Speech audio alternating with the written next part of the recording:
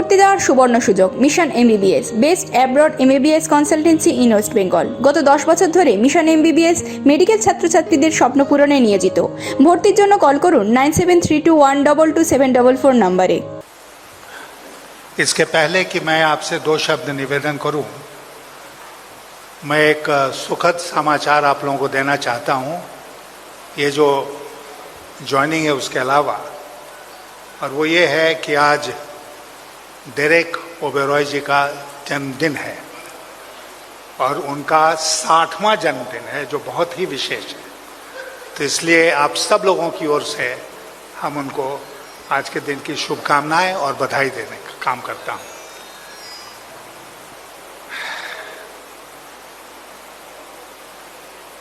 आपको ये जो आज की घटना है उसके बारे में शायद आश्चर्य हो रहा होगा कि क्यों इस उम्र में, जब एक तरह से मैंने दलगत राजनीति से, पार्टी पॉलिटिक्स से अपने को अलग कर लिया था, तो फिर मैं पार्टी में शामिल होकर क्यों एक्टिव हो रहा हूं। तो मैं आपसे कहना चाहूंगा कि देश जो है वो एक बहुत अद्भुत परिस्थिति से आज के दिन गुजर रहा है। बहुत अद्भुत परिस्थिति इसलिए है कि अभी तक जिन वैल्यूज़ को, जिन मूल्यों को हम बहुत महत्व देते थे और ये सोच के चलते थे कि इस पर सब कोई अमल करेगा ही हमारे प्रजातंत्र में, आज वो मूल्य खतरे में है और उनका अनुपालन नहीं हो रहा है। हम सब परिचित हैं इस बात से कि प्रजातंत्र की ताकत प्रजातंत्र की संस्थाएं होती हैं। The strength of democracy lies in the strength of the institutions of democracy. आज लगभग हर इंस्टीट्यूशन, जो संस्था है प्रजातंत्र की, वो कमज़ोर हो गई है और मैं बहुत अफसोस के साथ इस बात को कह रहा हूँ कि उसमें देश की जो न्यायपालिका है, जुडिशरी है, वो भी शामिल होती है। इसलिए सरकार के मनमानेपन के ऊपर अंकुश लगाने वाला कोई बचा ही नहीं। तो हमारे देश के लिए ये सबसे बड़ा खतरा पैदा हो गया है। प्रजातंत्र का मतलब ये नहीं होता है कि सिर्फ आप हर 5 साल पर चुनाव करा दें, लोगों को वोट देने का अवसर दें। प्रजातंत्र का मतलब होता है कि जो सरकार बनती है, जो प्रतिनिधि चुने जाते हैं, वो 24/7 के बेसिस पर जनता के प्रति अपने कर्तव्य का पालन करते रहें।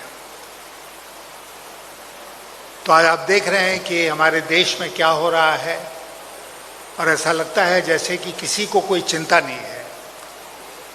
आज इस देश का किसान उद्वेलित है। जो किसान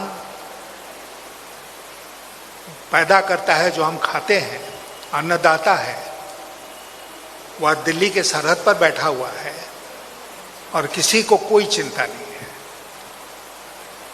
मजदूर पलायन करके रोजी रोटी की तलाश में गए,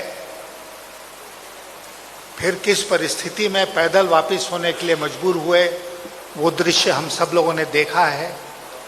आज वो भी त्रस्त है।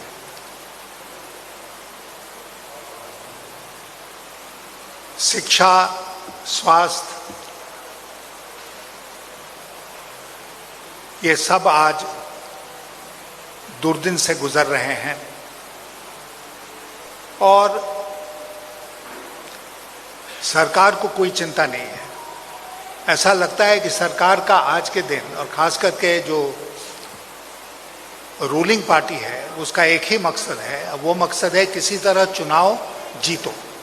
जहाँ कहीं चुनाव हो, जिस स्तर पर चुनाव हो, उस चुनाव को जीतना जरूरी है। आपके मन में ये प्रश्न आ रहा होगा कि मैं तो अटल जी की सरकार में मंत्री था, तो मैंने उस पार्टी को क्यों छोड़ा। तो मैं आपसे कहना चाहता हूं कि अटल जी के समय की पार्टी और आज की पार्टी में आसमान जमीन का अंतर है। अटल जी कंसेंसस में विश्वास करते थे, आज की सरकार क्रश करने में विश्वास करती है। अटल जी लोगों को कोऑप्ट करते थे, आज की सरकार लोगों को कॉन्कर करना चाहती है, उनके ऊपर जीत हासिल करना चाहती है। आप अटल जी के समय का देखें, जो नेशनल कोएलिशन उन्होंने बनाया था, तो जम्मू और कश्मीर में नेशनल कॉन्फ्रेंस फारूक अब्दुल्ला, पंजाब में अकाली दल, हरियाणा में चौटालाज, उसके बाद आप आइए महाराष्ट्र में शिवसेना, कर्नाटक में जनता दल एस, तमिलनाडु में कभी अन्ना डीएमके या डीएमके, आंध्र प्रदेश में टीडीपी, उड़ीसा में बीजू जनता दल, बंगाल में ममता जी, असम में असम गण परिषद, बिहार में नीतीश कुमार की पार्टी। उन्होंने एक नेशनल कोएलिशन सच माने में बनाया और ये कभी उनकी इच्छा नहीं रही कि इनको दबा दो, इनको बर्बाद कर दो और वो जो स्पेस खाली होता है उसको स्वयं के लिए ले लो। आज की जो भारतीय जनता पार्टी है, उसके साथ कौन है खड़ा? अकाली दल छोड़ चुका, शिवसेना छोड़ चुकी, बाकी जितने नाम हमने लिए कोई भी आज साथ नहीं है, हैं? हाँ, अकाली छोड़ गए, जो सबसे पुराने सहयोगी थे, बीजेडी चली गई। तो एक नीतीश कुमार जेडीयू को छोड़कर बिहार में, उनके साथ कोई महत्वपूर्ण पार्टी आज के दिन नहीं है। और इसलिए नहीं है क्योंकि उनके साथ वो रहने के काबिल ही नहीं है। इसलिए एक बहुत गंभीर लड़ाई आज जो देश में चल रही है, वो गंभीर लड़ाई केवल चुनाव की लड़ाई नहीं है, केवल राजनीति की लड़ाई नहीं है, वो देश की अस्मिता की रक्षा, देश में जो प्रजातंत्र है उसकी रक्षा की लड़ाई में बदल चुकी है। और मुझे लगता है कि जो लोग भी इसमें विश्वास रखते हैं कि देश में प्रजातंत्र कायम रहना चाहिए, उनको इकट्ठे आने की जरूरत है। ममता जी और हमने साथ मिलकर अटल बिहारी वाजपेयी की सरकार में काम किया था। ममता जी शुरू से ही एक फाइटर रही हैं। आज मैं आपको बताना चाहता हूं कि जब इंडियन एयरलाइंस का हवाई जहाज उसको अगवा कर लिया गया था, अपहरण हो गया था, और जो आतंकवादी थे उसको कंधार ले गए थे, तो कैबिनेट में एक दिन चर्चा हो रही थी, तो ममता जी ने ऑफर किया कि वो स्वयं हॉस्टेज बन के जाएंगी वहाँ पर, और शर्त ये होनी चाहिए कि बाकी जो हॉस्टेजेस हैं उनको आतंकवादी छोड़ दें और वो उनके कब्जे में चली जाएंगी, और जो कुर्बानी देनी पड़ेगी वो कुर्बानी देंगी देश के लिए। तो आज ऐसी सारी ताकतों को इकट्ठे आने की जरूरत है। बंगाल में चुनाव होने जा रहे हैं, इसमें कोई शक नहीं है कि तृणमूल कांग्रेस बहुत थंपिंग मेजॉरिटी के साथ सत्ता में वापस आएगी। लेकिन मुझे लगता है कि हम सबका कर्तव्य बनता है कि उस थंपिंग मेजॉरिटी को और थंपिंग बनाएं, और बंगाल से एक संदेश जाए पूरे देश में कि देश अब इसको बर्दाश्त नहीं करेगा। जो कुछ मोदी और शाह दिल्ली से चला रहे हैं उसको देश अब बर्दाश्त नहीं करेगा, और उसका पहला टेस्ट यहाँ पर है। आप जानते हैं गोपाल कृष्ण गोखले कह के गए थे कि what Bengal thinks today India thinks tomorrow. तो मुझे कोई शक नहीं है कि बंगाल के भविष्य के लिए ये चुनाव तो बहुत महत्वपूर्ण ही है, देश के भविष्य के लिए भी ये चुनाव अत्यंत महत्वपूर्ण है। और 2024 का जो परिवर्तन का रास्ता है दिल्ली में, वो आज बंगाल से होके गुजरेगा। तो इसलिए मैंने ये सोचा कि आज का ये वक्त जो है वो बहुत ही विशेष है, और आज मुझे जो भी छोटी मोटी ताकत मेरे पास है उसको हमको जोड़ना चाहिए तृणमूल कांग्रेस के साथ और मिल के काम करना चाहिए। और इसलिए बहुत सोचने के बाद मैं इस निष्कर्ष पर पहुंचा कि दूर से नहीं बल्कि पास से, अलग रहकर नहीं बल्कि शामिल होकर मुझे तृणमूल कांग्रेस को और मजबूत करना चाहिए बंगाल में, इस चुनाव में, पूरे देश में, ताकि दिल्ली में 2024 का परिवर्तन संभव हो सके। तो ये मैं अपनी तरफ से आपसे कहना चाहता था। मैं आभारी हूँ अपने सारे वरिष्ठ साथियों का, और विशेषकर ममता जी से, क्योंकि उनसे हमारी सुबह मुलाकात हुई, बहुत लंबी मुलाकात हुई, लगभग 45 मिनट हम लोग रहे साथ और कई मुद्दों पर चर्चा हुई। उसी से थोड़ी देर हो गई यहाँ आने में। तो मैं अपने सारे साथियों का, विशेषकर ममता जी के प्रति आभारी हूँ कि उन्होंने मुझे ये मौका आज के दिन दिया है। बहुत धन्यवाद। आप लोग कुछ पूछना चाहते हैं तो पूछ।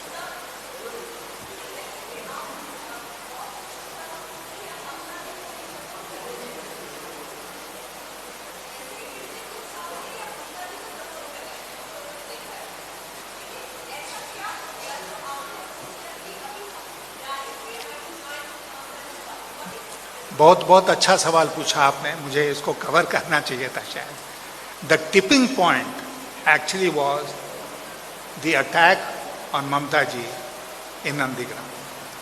That was the tipping point. और आज जब उनसे हमारी मुलाकात हुई और जो उन्होंने उस घटना के बारे में वर्णन दिया, उससे साफ हो गया कि जिन ताकतों के साथ आज बंगाल में तृणमूल कांग्रेस का और बंगाल की जनता का मुकाबला है, वो किसी भी हरकत से बाज नहीं आएंगे।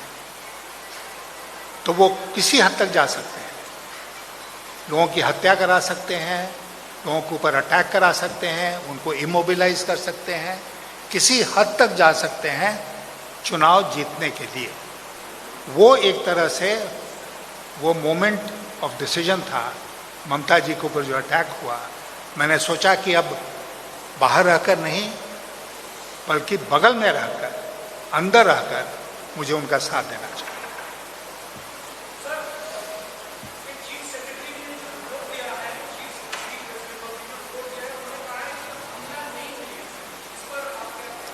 मैंने वो रिपोर्ट देखा नहीं है, लेकिन चीफ सेक्रेटरी वहाँ थे क्या, नहीं थे। जिनके ऊपर अटैक हुआ वो क्या कह रही हैं, सबसे महत्वपूर्ण वो है। और चीफ सेक्रेटरी रिपोर्ट किसको भेज रहे हैं? इलेक्शन कमीशन को। मैं बहुत अफसोस के साथ इस बात को कह रहा हूँ कि इलेक्शन कमीशन अब स्वतंत्र संस्था नहीं रही। सबसे जो हम लोगों के लिए तकलीफ की बात है वो ये है कि पहले ऐसा नहीं था। मैंने एक हाल में एक ट्वीट में कहा कि पहले ये था कि चाहे पॉपुलर रूल होगा, इलेक्टेड लोग शासन चलाएंगे, या धारा 356 लगेगी किसी राज्य में और प्रेसिडेंट रूल लगेगा। यही व्यवस्था है संविधान में। ये इलेक्शन कमीशन रूल की व्यवस्था नहीं है। इलेक्शन कमीशन रूल जो चुनाव की घोषणा के बाद और मॉडल कोड ऑफ कॉन्डक्ट लगने के बाद लागू हो जाता है, उसका कोई संवैधानिक उसके लिए व्यवस्था नहीं है, लेकिन हो जाता है ना। इलेक्शन कमीशन संविधान के मुताबिक इलेक्शन कमीशन का कंट्रोल होता है उस मशीनरी के ऊपर जो सीधे चुनाव कराई, और सीधे चुनाव कौन कराता है? District election officer. वो कौन होता है? वो होता है district magistrate. District magistrate district election officer होता है और वो चुनाव कंडक्ट कराता है अपने जिले में। लेकिन ये जो धीरे धीरे करके क्रीप कर करके इलेक्शन कमीशन ने सारा अधिकार अपने पास ले लिया है, मेरे मुताबिक संविधान इसकी इजाजत नहीं देता है। और मैं आपसे एक वाकया बताना चाहता हूं कि 1980 का लोकसभा का चुनाव होने वाला था और बिहार में उस समय स्वर्गीय रामसुंदर दास मुख्यमंत्री थे। मैं उस समय आईएएस में था और मैं उनका प्रधान सचिव था।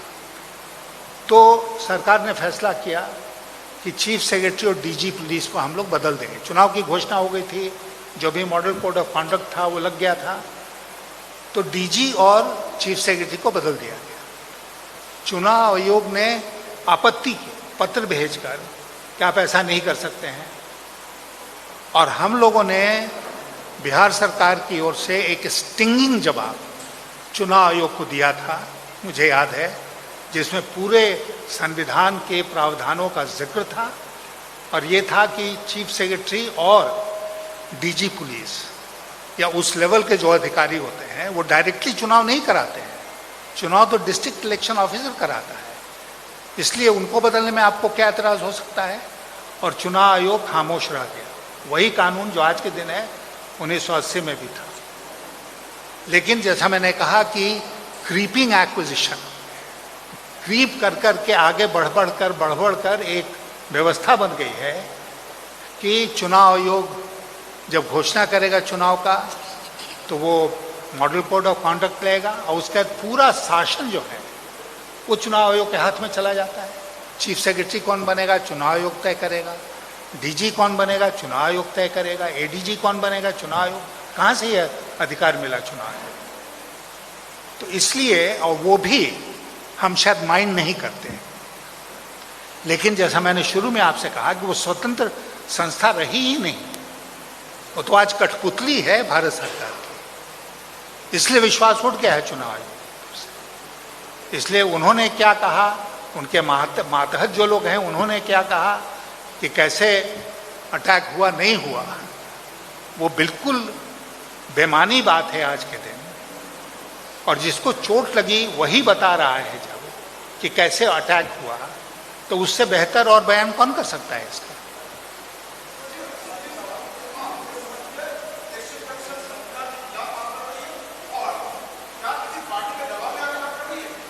जब मैंने कहा कि इलेक्शन कमीशन स्वतंत्र संस्था नहीं रही, तो मेरा मतलब यही था साफ तौर पर कि जिस प्रकार प्रजातंत्र की अन्य संस्थाएं भारत सरकार और खास करके मोदी शाह के नियंत्रण में चली गई हैं, उसी प्रकार चुनाव आयोग भी चला गया है। आज हमारी ममता जी से जब बात हो रही थी, 8 फेज का चुनाव बंगाल में कराएंगे, किस बेसिस पर कराएंगे? पहले 7 फेज हुआ था, तो इस बार 8 फेज कराएंगे। मैंने तो एक ट्वीट करके लिखा कि 294 दिन क्यों नहीं चुनाव कराया? हर दिन एक विधानसभा का चुनाव होगा, कराते रहो चुनाव, तुम्हारा शासन चलता रहेगा। ये कोई मतलब हुआ? आज की बंगाल की परिस्थिति में और पहले की बंगाल की परिस्थिति में आसमान जमीन का अंतर है। तो नहीं, पहले हुआ है इसलिए हम कराएंगे इसको। और सबसे जो आश्चर्य की बात है, एक जिले में चुनाव हो रहा है, एक ही जिले में एक दिन एक कॉन्स्टिट्यूंसी का चुनाव हो रहा है, दूसरे दिन दूसरी कॉन्स्टिट्यूंसी का चुनाव हो रहा है। आप एक ही दिन को नहीं एक जिला में एक चुनाव कराते हैं। तो तोड़ मरोड़ कर चुनाव कराने का जो फैसला है वो मोदी शाह के नियंत्रण में लिया गया है और भारतीय जनता पार्टी को एडवांटेज पहुंचाने के ख्याल से लिया गया, और हम इसका घोर विरोध करते हैं। Thank you. বেনারসির 3 অধ্যায়, রাজঘরানা, রামনগর ও মঙ্গল বেনারসি, সাহা টেক্সটাইল।